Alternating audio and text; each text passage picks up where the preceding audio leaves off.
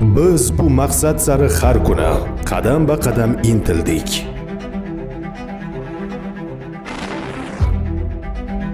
Mehnat, matonat va o'zimizga ishonch bilan.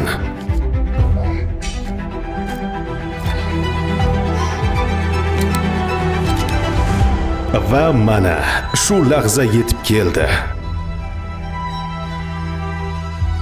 Biz tayyormiz.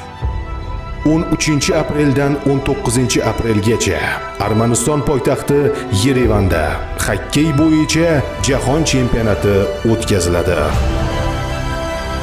Bu shunchaki sport emas. Bu biz siz bilan birgalikda yozadigan tarix. O'zbekiston terma jamoasini qo'llab-quvvatlang. Ko'ring, his eting, faxrlaning. Vaqti keldi.